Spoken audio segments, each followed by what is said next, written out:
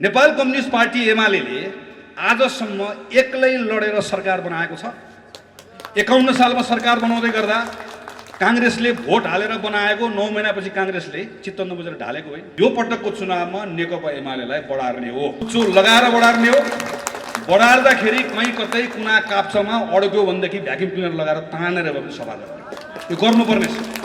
नेपाल संसारको सबैभन्दा गरिब 10 वटा देशहरूमध्ये पर्थ्यो जतिखेर हामीले पञ्चायतलाई बिदा गर्यौँ। हाम्रो 30 वर्ष खेर गयो। आज शेरबहादुर देउवा प्रधानमन्त्री बन्नुपर्ने हो होइन, आज कृष्ण भौडेल मन्त्री बन्नुपर्ने हो होइन।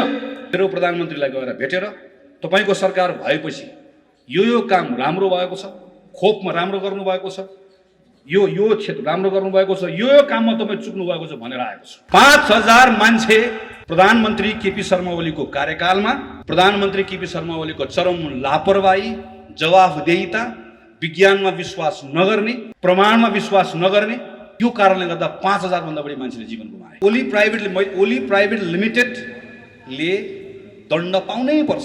यही तपाईहरुको 2070 सालमा एक्लै लड्दै गर्दा सिंगल आइज भन्ने थर्ड भएको होइन।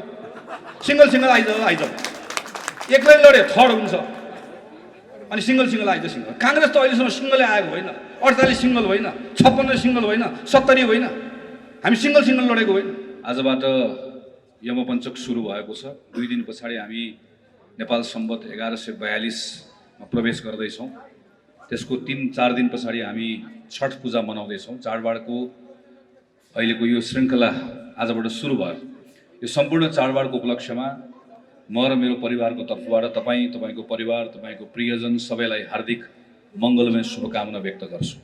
तपाईको सुस्वास्थ्य, दीर्घायुको, उन्नयनको, समुन्नतिको कामना गर्छु।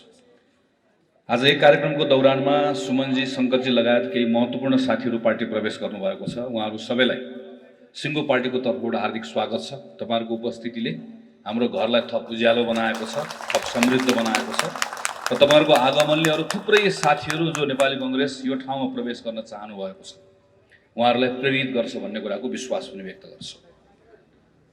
परबाट हेर्दै गर्दा धेरै मानिसहरू मोटाएको देखिन्छ। नजिक बस्नेले मोटाएको हो कि सुन्निएको भन्ने कुरा थाहा पाउँछ। तपाईहरुले आज यहीँको जिल्ला सभापतिले, यहाँको हाम्रो नगर सभापतिले, निशान दाइले, त्यसपछि गएर हाम्रो यहाँको अरूको मन्त्रीजीले, यहाँको सबै स्थानीय साथीहरूले यहाँको स्थानीय पात्रको बारेमा, प्रवृत्तिका बारेमा थुप्रै चर्चा गर्नुभएको छ। हामी टाढाबाट हेर्ने त मोटाएकै देख्छौँ, सुन्निएको हो भन्ने कुरा तपाईहरुले बताउनु भयो। त्यसैले त्यसका बारेमा मैले धेरै चर्चा गर्नु उपयुक्त हुँदैन।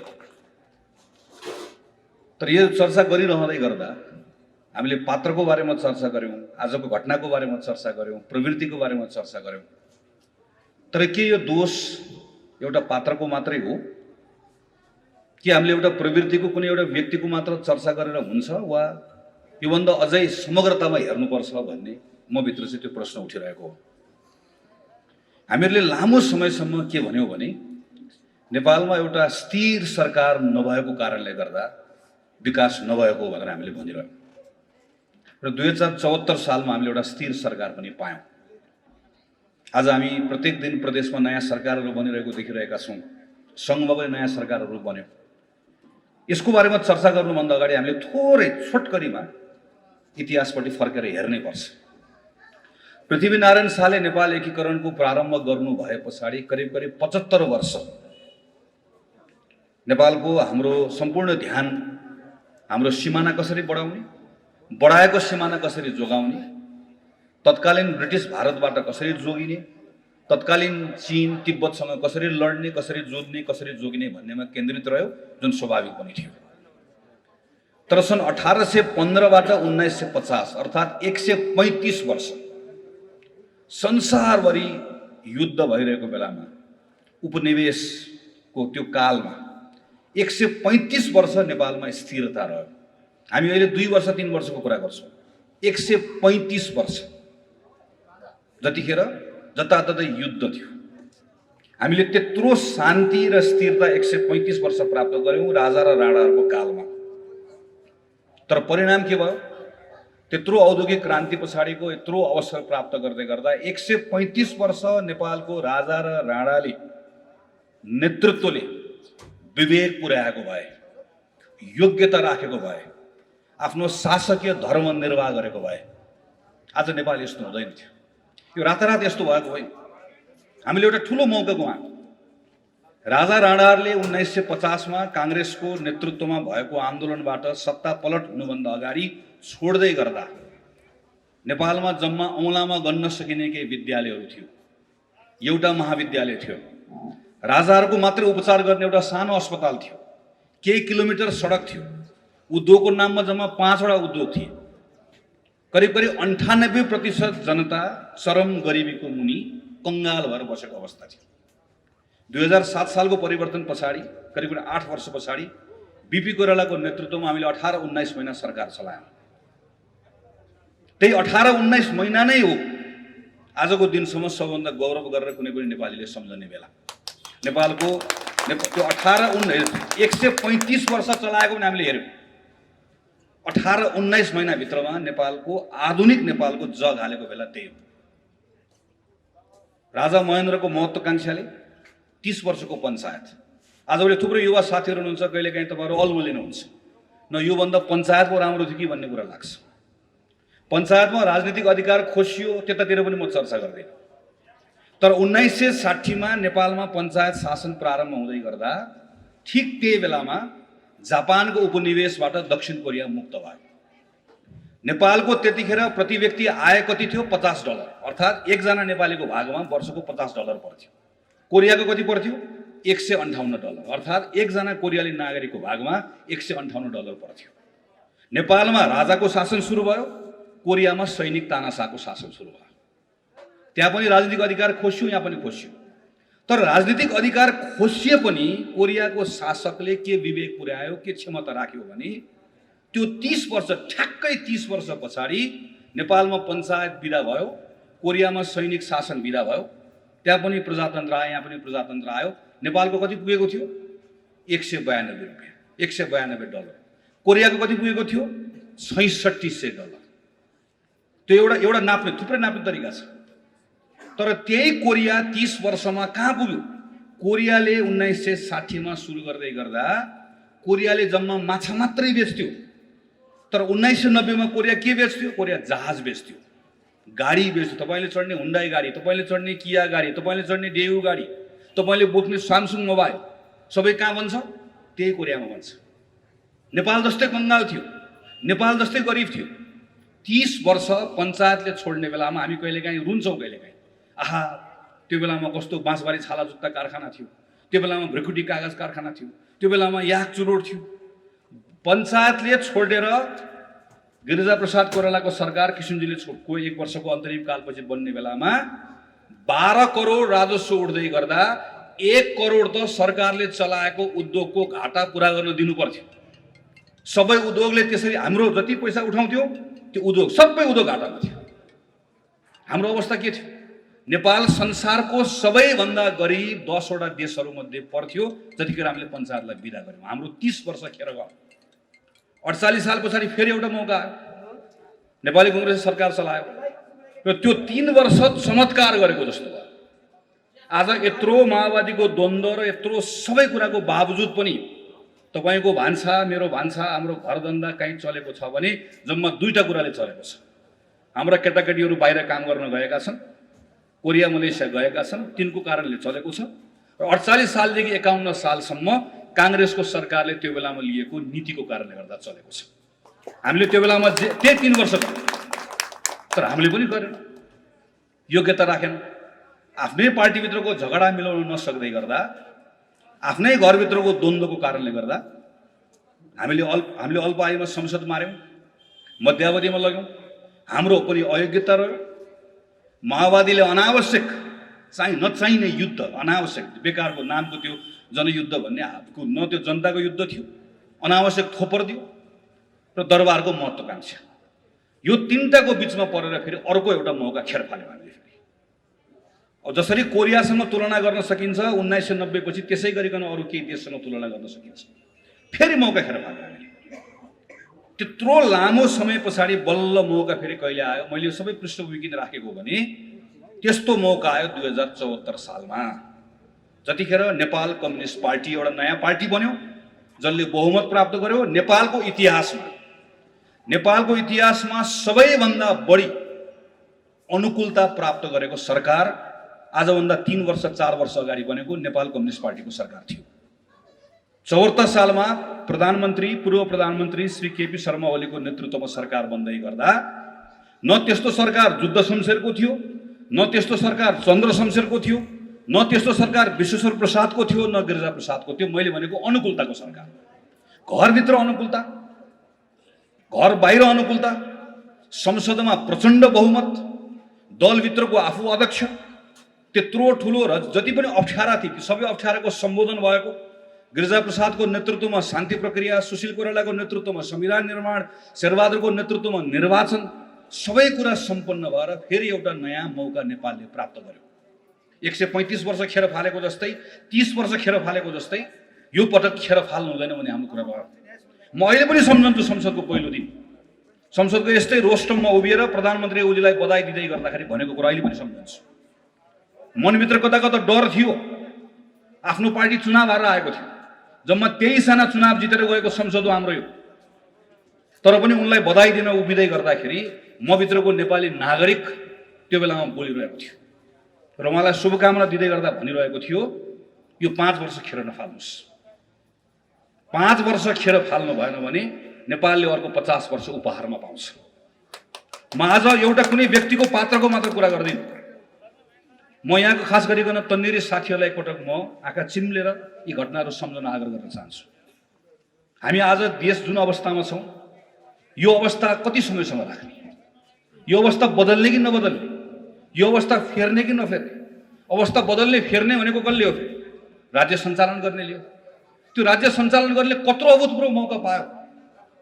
त्यो 74 सालबाट आज नेपाल कम्युनिस्ट पार्टी 5 वर्ष उसले सरकार चलाउँथ्यो, के हुन्थ्यो? के फरक पर्दैन थियो? आज शेरबहादुर देउवा प्रधानमन्त्री बन्नुपर्ने हो? होइन। आज कृष्ण भौडेल मन्त्री बन्नुपर्ने हो? होइन। आज प्रदेशको सरकार जीवन साई बन्नुपर्ने हो? होइन। नेपाल कम्युनिस्ट पार्टीले नै मौका पाएको, उसैले चलाउनु पर्ने। तर त्यो नेपाल कम्युनिस्ट पार्टीले 5 वर्ष मौका चलाउँदै गर्दा सही ढङ्गले चलाएको भए 2079 सालको अर्को वर्षको मङ्सिरमा चुनाव हुन्थ्यो। त्यो चुनावमा काङ्ग्रेस गएर चुनाव लड्थ्यो। नेपाल कम्युनिस्ट पार्टीले राम्रो गर्दै गएको भए जनताले फेरि जिताइदिन्थ्यो। 10 वर्ष चलाउँथ्यो होला, 15 वर्ष चलाउँथ्यो होला, हामी प्रतिपक्षमै बस्थ्यौँ, केही फरक पर्दैन थियो। देश बन्थ्यो, त्योभन्दा राम्रो गर्ने गरिकन तयारी गर्थ्यो, एक ठाउँमा जान्थ्यो। तर यो मौका खेर फालेको पारेन। हामी के भन्छौँ? 5 वर्ष स्थिरता किन खोजेको? अहिले शेरबहादुर देउवाको नेतृत्वमा सरकार छ, 1 वर्षपछि चुनाव गर्नुपर्ने छ। 3टा पार्टी मिलाएर चुनाव बनाएका छौँ। यसलाई मन्त्री बनायो, माथि टाउकोतिर छोप्न खोज्यो, खुट्टा देखिन्छ। खुट्टा छोप्न खोज्यो, टाउको देखिन्छ। यसलाई मिलायो, त्यो भड्किन्छ, त्यसलाई मिलायो, त्यो भड्किन्छ। अलिकति परसम्म सोचेर काम गरौँ, अलिपछि चुनाव आउन लागिसक्यो। त्यस कारणले गर्दा त हामीले के खोजेको? त्यस कारणले गर्दा हामीले एउटा पार्टीको सरकार खोजेको, बलियो सरकार खोजेको। किन? उसले अलिकति आँट गर्छ, उसले कम लोभ गर्छ, अलि पछाडिसम्मको हेर्न सक्छ। नेपालमा हामी कुनै पनि विकास निर्माणको काम गऱ्यो भने के भन्छौँ हामी? अघि भौडेल मन्त्रीजीले भन्नुभयो, म यसरी अध्यक्षज्यूमा गएँ, निर्माण व्यवसायको कुरा छ, यो छ, त्यो छ, अनेकन समस्या छ। हामी के भन्छौँ? हाम्रो कर्मचारी तन्त्रमा समस्या छ भनेर भन्छौँ। प्रधानमन्त्री ओलीले 74 सालमा त्यो मौका पाउनुभएको थियो नि त। कर्मचारी तन्त्रमा समस्या छ भनेपछि 5 वर्षलाई बलियो आएको प्रधानमन्त्रीले के गर्छ? त्यो कर्मचारी तन्त्रको समस्याको सम्बोधन गर्छ, त्यसले हल गर्छ। हामी के भन्छौँ? नेपालको हामीहरूले जस्तो एउटा सानो उदाहरण हेरौँ। मातृका प्रसाद कोइरालाले 2008 सालमा भारतको तत्कालीन प्रधानमन्त्री जवाहरलाल नेहरूलाई भनेर पूर्व पश्चिम राजमार्गको लागि अनुरोध गरेको, पैसा मागेको र संयोगले राजा महेन्द्र हुँदै गर्दाखेरि उहाँले चाँदीको कोदालोले खनेर त्यसको उद्घाटन गरेको। राजा महेन्द्रको पालामा सुरु भएको होइन, मातृका प्रसाद कोइराला काङ्ग्रेसको तर्फबाट प्रधानमन्त्री हुँदै गर्दाखेरि मागेर ल्याएको। तर त्यो सम्पन्न कहिले भयो थाहा छ? त्यो सम्पन्न शेरबहादुर देउवा प्रधानमन्त्री हुँदाखेरि भयो। पूर्व पश्चिम राजमार्ग बनाउनुको लागि हामीलाई 40 वर्ष लाग्यो। प्रधानमन्त्री ओली आइसके पछाडि हामीलाई एउटा बाटो, जुन बाटो चीनले आजको त्यो 40 वर्ष लाउने बाटो उसले 4 महिनामा बनाउँछ, अमेरिकाले 2 महिनामा बनाउँछ, भारतले पनि बनाउन थालिसक्यो 4-5 महिनामा। तर हामीलाई 40 वर्ष किन लाग्छ? हाम्रो समस्या कहाँ छ भनेर समस्या समाधान गर्ने मौका पाएको प्रधानमन्त्रीले 74-75 सालमा दिनमा नेपालमा बाटो कति बन्यो? 75-76 सालमा दिनमा नेपालमा बाटो कति बन्यो? जम्मा 2.48 किलोमिटर बाटो बन्यो, जम्मा 2.48 किलोमिटर दिनमा। तर प्रधानमन्त्री केपी शर्मा ओली के भन्नुहुन्छ अहिले? तपाईँले भाषण सुन्नुभएको छ। हाम्रो विकास देखेर ठहरै ढल्थे तिनीहरू, बाटो यता पनि बाटो बन्यो, उता पनि बाटो बन्यो। 396वटा अस्पताल केपी शर्मा ओलीले एकै दिनको उद्घाटन गर्नुभयो। त्यो मै स्वास्थ्य मन्त्री हुँदै गर्दाखेरि मैले स्वास्थ्य मन्त्रालयमा तयार गरेर राखेको फाइल। तर केपी शर्मा ओलीले 396वटा अस्पताल उद्घाटन गर्दै गर्दा त्यो फाइल राम्रोसँग पढ्नु भएन। जहाँ मैले लेखेर आएको थिएँ, नेपालमा समस्या अस्पतालको भवन होइन, नेपालमा समस्या स्वास्थ्यको जनशक्ति हो। अस्पतालको भवन बनाएर मात्र अस्पताल चल्दैन भने लेखेर आएको पढ्नु भयो। किन? अस्पतालको जनशक्ति तयार गरेको समय लाग्छ, देखिँदैन। अस्पतालको भवनको शिलान्यास गरेको कुरा देखिन्छ। 396वटा शिलान्यास गर्नु। तर तपाईँले अस्ति भर्खर कान्तिपुरमा पढ्नुभयो, त्यो 396वटा शिलान्यास गरेको मध्ये अहिले 300वटाको अत्तो पत्तै छैन। कहाँ छ केही पनि थाहा छैन। अर्काले बनाएको बाटो, उद्घाटनको बाटो सुरु भइसक्यो, 1 वर्षदेखि गाडी चलेको बाटो प्रधानमन्त्री उद्घाटन गर्नु पुग्यो। योजना सुरु गरेर आधा भइसक्यो, प्रधानमन्त्री शिलान्यास गर्न पुग्यो। मैले गाली गरेको होइन, 2 वर्ष यस्तो कुरामा खेर पालियो। नेपालले सर्वाधिक मौका पायो। सबैभन्दा बलियो प्रधानमन्त्री भएको बेलामा कति कुरा बदल्न सकिन्थ्यो। नेपालको विद्यालयको सबैभन्दा ठुलो समस्या, केटाकेटी विद्यालय जान्छन् तर विद्यालयभित्र पढाएको केही पनि बुझ्दैनन्। 10 कक्षामा पढ्ने बच्चाले गणितमा, विज्ञानमा, अङ्ग्रेजीमा, नेपालीमा सबै विषयमा 25% विद्यार्थीले पनि 25% पनि बुझेको हुन्न, हाम्रो अध्ययनले भन्छ। त्यो सुधार्ने मौका हो नि त सरकारलाई। 5 वर्ष लागेको सरकारले। तर प्रधानमन्त्री के गर्नुभयो? मुगोमा गएर एउटा बच्चा समात्नुभयो, फोटो खिच्नुभयो। अब देशभरिका बच्चाले पढ्न पाउँछन् भनिदिनु। त्यो बच्चै अस्ति भर्खर पत्रिकामा आयो, त्यो बच्चै विद्यालय छोडेर हिँडिसकेको छ। प्रधानमन्त्रीले बोकेको बच्चै विद्यालय अत्तो छैन। त्यो 2 वर्ष के भयो? त्यो 2 वर्ष नेपालको तत्कालीन प्रधानमन्त्रीले मलाई थाहा छैन भन्ने कुरा थाहा पाउनु भएन। प्रधानमन्त्रीले थाहा थिएन, तर उहाँलाई थाहा नभएको कुरा थाहा पाउनु भएन। भनिदिनु कसले पर्थ्यो? भनिदिनु उहाँको पार्टीको कार्यकर्ताले भनिदिनु पर्थ्यो। तर कार्यकर्ता के गर्न गए? बा बा बा बा भन्दै गए। ती कार्यकर्ता पनि होइन, ती भाट थिए। भाट र हामी कार्यकर्ता हौँ। यहाँ मञ्चमा बस्ने सबै कार्यकर्ता हो। म अहिले प्रधानमन्त्री भइसकेपछि 2 चोटि शेरबहादुर देउवालाई गएर भेटेर, मेरो प्रधानमन्त्रीलाई गएर भेटेर, तपाईँको सरकार भएपछि यो काम राम्रो भएको छ, खोपमा राम्रो गर्नुभएको छ, यो क्षेत्र राम्रो गर्नुभएको छ, यो काममा तपाईँ चुक्नु भएको छ भनेर आएको छु। किनकि म कार्यकर्ता हो, म भाट होइन। राजनीतिक दलभित्र कार्यकर्ता चाहिन्छ।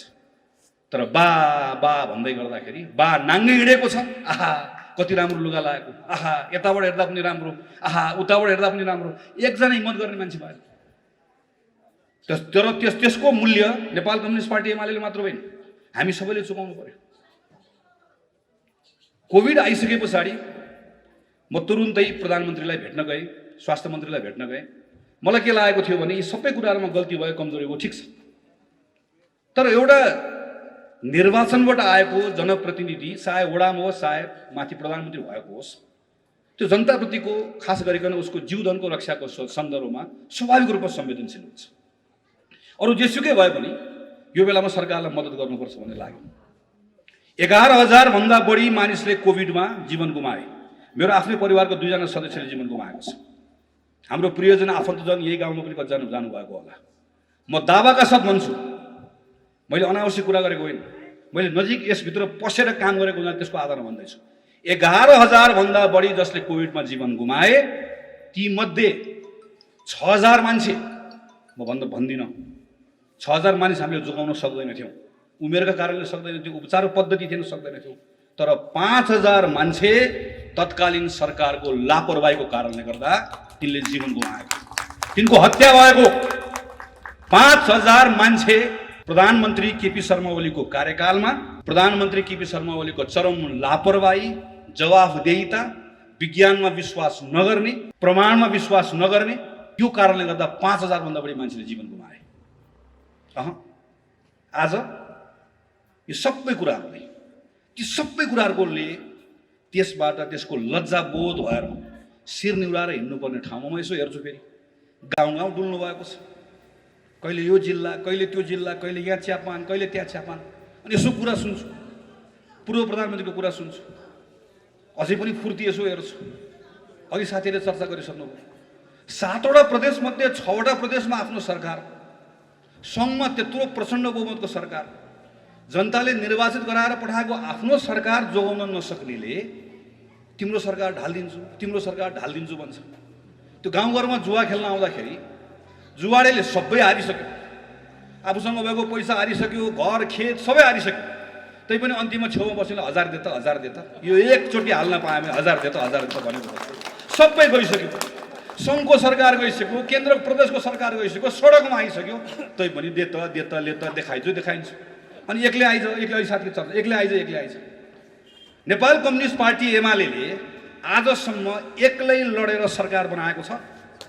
51 सालमा सरकार बनाउँदै गर्दा काङ्ग्रेसले भोट हालेर बनाएको 9 महिनापछि काङ्ग्रेसले चित्त नबुझेर ढालेको होइन। अस्ति माधव नेपाल बन्दै गर्दाखेरि पनि गिरिजाप्रसाद कोइरालाले बनाएको होइन। अस्ति केपी ओली बन्दै गर्दा प्रचण्डले हालेर बनाएको होइन। अस्ति पछाडि नेपाल कम्युनिस्ट पार्टी एकचोटि आजसम्म यही तपाईँहरूको 2070 सालमा एक्लै लड्दै गर्दा सिङ्गल आइज भन्ने थर्ड भएको होइन। सिङ्गल आइज एक्लै लड्यो थर्ड हुन्छ, अनि सिङ्गल आइज। काङ्ग्रेस त अहिलेसम्म सिङ्गलै आएको होइन। 48 सिङ्गल होइन, 56 सिङ्गल होइन, 70 होइन, हामी सिङ्गल लडेको होइन। सिङ्गल आइज। त्यसैले मेरो तपाईँहरूलाई आग्रह हो, नेपाल कम्युनिस्ट पार्टी एमाले, आज नेपाल कम्युनिस्ट पार्टी फुटेर एमाले बन्यो। फेरि नेपाल कम्युनिस्ट पार्टी एमाले उहाँहरूले विलय गराएर एउटा नयाँ पार्टी बनाउनु भयो। नेपाल कम्युनिस्ट पार्टी हामीले बनाएको, उहाँहरूले बनाउनु भएको, उहाँहरूले मार्नुभयो। आफै नेपाल कम्युनिस्ट पार्टी एमाले बनाउनु भयो। अब नेपाल कम्युनिस्ट पार्टी एमाले होइन यो। त्यहाँभित्र कोही पनि फरक मत राख्ने मान्छे भीम रावल र बिचरा भीम रावल, यसो हेर्छु माया पनि लाग्छ, घनश्याम भुषाल, यसो दुईजना देख्छु, बाँकी कोही पनि हुनुहुन्न। उहाँहरूलाई पनि कतिखेर पार्टीबाट निकालिदिनुहुन्छ थाहा छैन मलाई। त्यो नेपाल कम्युनिस्ट पार्टी एमाले होइन थियो। अब त्यो ओली प्राइभेट लिमिटेड हो। ओली प्राइभेट लिमिटेड हो र ओली प्राइभेट लिमिटेडले दण्ड पाउनै पर्छ। ओली प्राइभेट लिमिटेडले किन दण्ड पाउनै पर्छ भने हामीले पनि पाएको, हामीले पनि 51 सालमा पाएको। 51 सालमा 5 वर्षको निम्ति जनताले चुनाव जिताएर पठाउँदै गर्दा मध्यावधि चुनावमा जबरजस्ती लिएर जाँदै गर्दाखेरि हामीले पनि त्यो बेलामा जनताले दण्ड दिएकै हो। हामीले जनता भनेको त्यस्तो विवेकी हुन्छ। 5 वर्ष सरकार चलाउन पाएको आज यो हालत जे छ, यो हालत हुनुपर्ने हो। आज अदालत हेर्नुहोस् त, अदालत ठप्प भएको अवस्था छ। प्रधान न्यायाधीशका विरुद्धमा 19 का 19 न्यायाधीश प्रधान न्यायाधीशका विरुद्धमा त्यहाँभित्र आफै सङ्घर्ष गरेर बस्नु परेको अवस्था छ। त्यहाँ कोही काङ्ग्रेस एमाले कोही केही छैन। त्यहाँका न्यायाधीशहरू त्यो न्यायालयको मर्यादाको लागि लडेर बस्नु परेको अवस्था छ। त्यो न्यायालयको पवित्रताको लागि लडेर बस्नु परेको अवस्था छ। आज त्यो प्रधान न्यायाधीशको नेतृत्वमा न्यायालय चल्न नसक्ने अवस्था छ। त्यसको कारक पनि को? प्रधानमन्त्री केपी शर्मा ओलीले अदालतको प्रधान न्यायाधीशसँग सेटिङ गर्न थालेपछि, साँठगाँठ गर्न थालेपछि त्यो बढ्दै यहाँसम्म पुगेको। अदालतलाई पङ्गु बनाइदिएको छ, अख्तियारमा लगेर आफ्नो मान्छे भर्ना गरेर राखिदिएको छ, त्यसलाई पङ्गु बनाएको छ, मानवाधिकार आयोग पङ्गु बनाएको छ, सब अस्तव्यस्त बनाइदिएको छ। सब जुन क्षेत्र हेऱ्यो त्यो क्षेत्र अस्तव्यस्त बनाइदिएको छ। गएको 3.5-3.5 वर्षमा मैले अघि पनि चर्चा गरेँ, मजाले 5 वर्ष चल्नुपर्ने सरकार चलेर आनन्दले अर्को सालमा गएर निर्वाचन हुनुपर्ने, थुप्रै क्षेत्रगत हाम्रा विषयहरू सम्बोधन हुनुपर्ने ठाउँमा हामी यो ठाउँमा आइपुगेका छौँ। यसको दण्ड त उसले पाउँछ। त्यसैले मेरो यसको बारेमा धेरै कुरा गर्नु छैन। हिजो कता मैले भन्दै गरेको सुनेको थिएँ, धोबीले पछारेको जस्तो पछार्ने हो भन्ने सुनेको थिएँ। धोबीले पछारेको जस्तो होइन। यो पटकको माथिदेखि तलसम्मको सबै चुनाव पार्टीको सब कार्यकर्ताहरूले एउटा सङ्कल्प गर्नुपर्ने छ। यो पटकको चुनावमा नेकपा एमालेलाई बढार्ने हो। चो लगाएर बढार्ने हो। बढार्दाखेरि कहीँ कतै कुना काप्चामा अड्क्यो भनेदेखि भ्याक्युम क्लिनर लगाएर तानेर भए पनि सफा गर्ने, यो गर्नुपर्ने छ। किनकि यो कम्तीमा पनि खास गरेको नौजवान साथीहरूले कुरा बुझ्नै पर्ने छ। नौजवान साथीहरूले यो कुरालाई मनन गर्नै पर्ने छ। तपाईँ हाम्रो जेनेरेसनसँग एउटा ठुलो धोका भएको छ। यो आज हामी जुन अवस्थामा छौँ, यो अवस्था बदल्नका निम्ति यत्रो ठुलो सङ्घर्ष गरेको एउटा ठुलो मौका हामीले गुमाएका छौँ। तर यो भनिरहँदै गर्दा नेपाली कांग्रेस पार्टीसँग पनि अब हामीले नेपाल कम्युनिस्ट पार्टी एमाले यस्तो भयो यस्तो भयो यस्तो भयो त्यस कारणले गर्दाखेरि हामी आफै राम्रो हुँदैन, हामीले आफै पनि उत्तम हुनका निम्ति प्रयत्न गर्नुपर्नेछ। हाम्रो नेतृत्वमा सरकार बनेको छ अहिले, हामीले चाहेको पनि होइन तर हामीले जिम्मा लिएका छौँ, हामीले जिम्मा लिएको जिम्मा पुरा गर्नुपर्छ। अब 1 वर्ष यो सरकार चल्छ, तपाईहरु कोही नअल्मलिनुस्। यहाँ कुनै अर्ली इलेक्सन यो अगाडि चुनाव त्यो अगाडि चुनाव भए राम्रो हुन्थ्यो होला, तर हुन सक्दैन। हाम्रो संविधानले पनि दिँदैन, अहिलेको बन्दोबस्तले पनि दिँदैन। वैशाखमा स्थानीय चुनाव हुन्छ, त्यसमा कोही अल्मलाउन नपर्नुस्। मङ्सिरको अहिलेको कार्यतालिकामा पार्टीको अधिवेशन हुन्छ, अधिवेशन सर्ला भन्ने कुरामा कोही एकजना पनि नअल्मलिनुस्। किन नअल्मलिनुस् भने पुसको 2 गते भित्रमा नेपाली कांग्रेस पार्टी दर्ता गर्नुपर्नेछ। माघमा राष्ट्रिय सभाको चुनाव छ, 13औं अधिवेशनको कांग्रेसको केन्द्रीय समिति लगेर अब दर्ता हुँदैन। 14औं अधिवेशनकै लिएर जानुपर्छ। जुन जिल्लामा विवाद छ त्यो जिल्लामा बरु अधिवेशन हुँदैन, तर कांग्रेसको केन्द्रीय अधिवेशन हुन्छ। मङ्सिरमा केन्द्रीय अधिवेशन हुन्छ, नयाँ नेतृत्व आउँछ, वैशाखमा स्थानीय चुनाव हुन्छ र अर्को वर्षको मङ्सिरमा आम चुनाव हुन्छ। नेपाली कांग्रेस पार्टीले आफ्नो अधिवेशन पनि गर्नुपर्नेछ। कांग्रेसको नेतृत्वको सरकारले सम्हालेर देशलाई चुनावमा लिएर जानुपर्नेछ।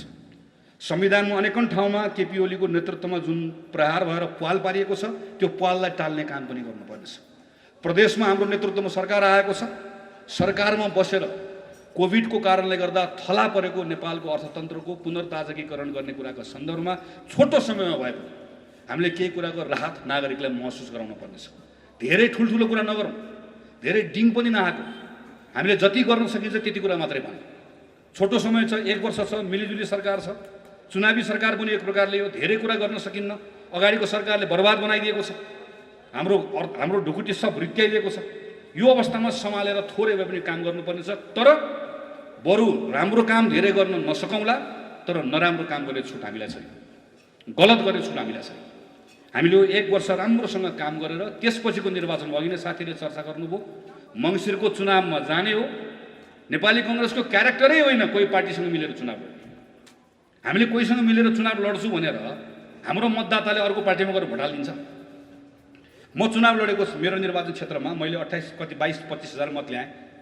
मैले त्यहाँको मतदाता राम्रोसँग चिने, मलाई मत हाल्ने को भनेर चिने भने मैले मेरो क्रियाशील कति छ त्यो क्रियाशीललाई 2 गुणाले गुणा गरे भने पनि मैले अधिकतम चिने भने 10,000 मान्छे चिन्छु। मागेको 15,000 मत कसले हाले मलाई थाहै छैन। अनि मैले मेरो निर्वाचन क्षेत्रमा चाहिँ म अर्कोसँग चुनावमा मिलेर तालमेल गरेको, अर्को चुनाव चिन्हमा भोट हाल्ने भनेर मैले भनेर मान्छ। एमाले गरेर बाबा भन्ने हामी कहाँ, हाम्रो त समर्थकहरू छ, हामीहरूको त मानिसले थाहा पाउँदैन हाम्रो को हो भनेर, हाल्दैन। त्यसैले कांग्रेस एक्लै चुनाव लड्छ, एक्लै चुनाव लड्छ, शानदार ढङ्गले लड्छ र प्रचण्ड बहुमत ल्याएर 5 वर्ष चलाउँछ। त्यो 5 वर्ष चलाउँदै गर्दाखेरि यत्रो समयदेखि हामीले थुपारेका समस्याहरू जुन छन् त्यो समस्याको हल गर्छ। हामीसँग समय छैन, हामीसँग समय छ। आज हामी किन बाँचेका छौँ? किनकि तपाईहरुमा आज काग पूजाको दिन, कुकुर पूजाको दिन कुरा गरिरहँदै गर्दा पनि हाम्रो विमानस्थलबाट आज 2000 केटाकेटी बाहिर काम गर्न जान्छन्। तिनले कमाएर ल्याएको पैसाले हाम्रो जीवन चलिरहेको छ। त्यतिको भएर बाँचेको हामी। कसैले फुर्ती नलगाए हुन्छ, यो भयो त्यो भयो, यो भयो त्यो भयो, बाटो बनाइदिए, यो बनाइदिए, त्यो बनाइदिए। काहीँ हाम्रो भाडो कत्रो छ? 12 करोड रुपियाँ जम्मा थियो गिरिजाप्रसादले चलाउने बेलामा। 3 वर्षमा गिरिजाप्रसादले छोड्ने बेलामा, कांग्रेसले छोड्ने बेलामा त्यो ढुकुटी बढेर 36 करोड भयो। अनि त्यो खुत्रेकेमा पैसा भएकोले न मनमन अधिकारीले 100 रुपियाँ वृद्ध भत्ता बाँड्ने कुरा, 100 रुपियाँ वृद्ध भत्ता बाँडौँ भन्ने कुरा त बाँड्ने मन त मलाई पनि छ, सबलाई बाँडिदिने मन छ। देशमा सबै बेरोजगार युवाहरूलाई महिनाको 25,000 रुपियाँ दिने, अझ अलिकति उमेर बढ्दै गए 50,000 दिने घोषणा गरिदिने मलाई पनि मन छ। तर त्यो ढुकुटीमा पैसा ल्याउने ताकत राख्नु परेन? त्यो ताकत राखेकोले बाँड्न पाइयो। अहिले किन ताकत चलेको छ? किन? अहिले नेपालको सरदर उमेर 23 वर्ष छ। केटाहरू बाहिर काम गर्न गएका छन्, केटीहरू इजरायल गएका छन्। तर अबको 10 वर्ष 12 वर्षपछि नेपाललाई बुढ्यौलीले छुन्छ र त्यसको ठीक 12 वर्षपछि नेपाल ठ्याक्कै अहिलेको जापान जस्तो हुन्छ। अहिलेको जापान भनेको कस्तो? जहाँ बुढाबुढीको संख्या धेरै छ, काम गर्ने केटाकेटीको संख्या थोरै छ। तर जापान किन चलेको छ? किन? किनकि जापानमा युवाहरूको संख्या धेरै हुँदै गर्दा जापानको ढुकुटी उसले भर्यो। त्यही भएर बुढाबुढी हुँदा पनि आनन्दले बसेको छ। हामीले अहिले हाम्रो केटाकेटीहरू तर प्रशस्त भएको बेलामा तिनलाई बाहिर पठाउने अनि तिनले कमाएर पठाएको पैसाले खाने मात्रै। हाम्रो आफ्नो जग बल्ले नबनाउने, ढुकुटी नभर्ने हो भने अबको 20-22 वर्षपछि चमत्कार यहाँ भगवान विष्णु आफै आएर बनाउँछु भने पनि देश बन्दैन त्यो बेलामा, किनकि देश बनाउनको निम्ति चाहिने जनसङ्ख्या हामीसँग हुँदै हुँदैन, जनशक्ति हामीसँग हुँदै हुँदैन। हामीसँग यही 18-20 वर्ष मात्रै छ। नेपाल यो कमजोर देशबाट नेपाल सम्पन्न, तपाईँ हामीलाई पनि बन्न मन लाग्छ नि, हामीलाई पनि अरू विदेश गएका छौँ, देखेका छौँ, टेलिभिजनमा हेरेका छौँ, त्यस्तो बनोस् भन्ने लाग्ने हो भने हामीसँग 18-20 वर्ष मात्रै छ। यो 18-20 वर्ष फेरि नेपालमा यही कम्युनिस्टको भ्रममा यसमै रहिराख्ने, रुमल्ली राख्ने भने गयो। त्यसो हामी काङ्ग्रेसले पनि सोच्नुपर्ने कुरा, यत्रो वर्ष हाम्रो पिता पुर्खाले बनाएको पार्टी यहाँसम्म आइपुग्यो, राजनीतिक आन्दोलन गर्यो, यति अधिकार दियो, अब यसको जगमा टेकेर अब यो बिचको समय सम्हालेर त्यस पछाडिको 18-20 वर्षको समयभित्र लगातार नेपाली काङ्ग्रेसको नेतृत्वमा हामीले गरेर हामीले यहाँभित्रको जनताको जीवनलाई माथि उठाएर देशको अवस्था बदल्ने कुरामा हामीले लिएर जाने, त्यो सङ्कल्प गर्ने गरिकन काम गर्नुपर्ने छ। गाउँको साथीहरूले, टोलका साथीहरूले, जगदीशजीको नेतृत्वमा वडा कमिटी छ यहाँ, जसले जहाँ जिम्मा पाएको छ त्यसले त्यही राम्रोसँग काम गर्नु, जसले जुन जुन जिम्मेवारी उठाएको छ त्यो जिम्मेवारी पुरा गर्नु। हाम्रो समस्या के छ? जिम्मा वडाको उठाएका छौँ, वडामा यति शानदार कार्यक्रम गर्नुभयो, यत्रो साथीहरूलाई प्रवेश गराउनु भयो। आज राजुजीको नेतृत्वमा तरुण दलको साथीहरूलाई पनि धन्यवाद छ, यत्रो साथीहरू आउनुभयो। जो तरुण दलको जिम्मा पाएको साथीले तरुणको काम गर्ने, वडाको जिम्मा पाएको साथीले वडाको काम गर्ने, निर्वाचित भएर गएको वडाको मन्त्रीजीले, मेयरले, हामी सांसदले, म सांसद छु आजको दिनमा काङ्ग्रेसको तर्फबाट निर्वाचित भएको सांसदले, मैले संसदको आफ्नो भूमिका निर्वाह गर्नै पर्छ। मेरो आग्रह छ, अधिवेशनको बेलामा मैले अघि पनि अस्ति पनि भने धेरै यसरी तिक्तता नबढाउँ कि मङ्सिरमा अधिवेशन सकिन्छ, पुसमा फेरि झोला बोकेर झन्डा बोकेर, वैशाखमा त वैशाख पनि होइन, अझ स्थानीय निर्वाचन ऐन हेऱ्यो भने त चैतको 5 गते नै चुनाव हुनुपर्छ, नभए त हामी ऐन खारेज गर्नुपर्छ। चैतको 5 गते मलाई चैतको 5 गते चुनाव नगर्ने हो भने त ऐन खारेज गर्नुपर्छ हामी, जुन कुरा म सम्भव देख्दिनँ। अनि चैतमा गएर स्थानीय चुनावमा जाँदै गर्दा कति महिना छ? माघ फागुन, जम्मा 2 महिना भोट माग्ने समय हुन्छ। त्यसैले यति धेरै तिक्तता पनि नबढाउँ कि भोलि गएर सँगसँगै हिँड्न गाह्रो होस्। 2 महिनापछि चुनावमा जानुपर्नेछ, एक भएर जानुपर्ने छ, त्यसलाई पनि राखेर जिल्लाको अधिवेशन, क्षेत्रको अधिवेशनमा तपाईँहरू त्यसरी लाग्नु होला भन्ने कुरा राख्दै र यहाँका खास गरिकन आज जगदीशी लगायतको साथीहरूले जुन एउटा भव्य कार्यक्रम गर्नुभएको छ, यो ठाउँमा सङ्गठनलाई मजबुत बनाउने जुन सोच राख्नुभएको छ, तपाईँहरूलाई धेरै धेरै शुभकामना व्यक्त गर्दै फेरि एकपटक सबै चाडबाडको उपलक्ष्यमा शुभकामना व्यक्त गर्छु। धन्यवाद, नमस्कार, जय नेपाल।